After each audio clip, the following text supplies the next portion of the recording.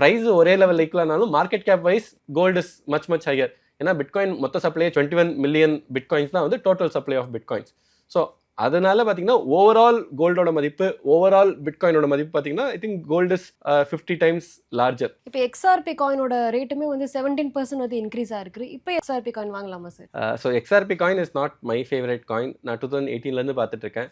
So அந்த coin வந்து என்னன்னா ஒரு கிட்டத்தட்ட ஒரு மீம் காயின் மாதிரி. அவங்க வந்து நிறைய விஷயங்கள் சொல்கிறாங்க. இந்த மாதிரி வந்து கிராஸ் பார்டர் டிரான்சாக்ஷன்ஸ்க்கு ரிப்பிள் யூஸ் ஆகும். They've tied up with Axis Bank in India. இந்த மாதிரி நிறையா பேங்க்ஸ் கூட டைப் பண்ணியிருக்காங்க.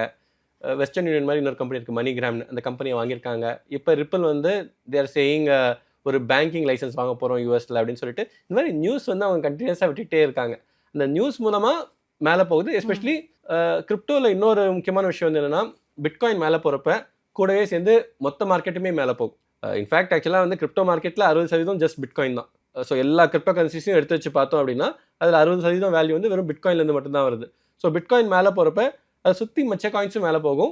அட் சம் பாயிண்ட் என்ன ஆகுதுன்னா மிச்ச காயின்ஸ் பிட்காயினோட மேலே அதிகமாக போக ஆரம்பிக்கும். அதை நம்ம வந்து ஆல்ட் சீசன் அப்படின்றோம். நீங்கள் வந்து ட்விட்டர்லாம் போனீங்கன்னா ஆல்ட் சீசன் ஆரம்பிச்சிருச்சா, எப்போ ஆல்ட் சீசன், அந்த கொஸ்டின் கேட்டுகிட்டே இருப்பாங்க.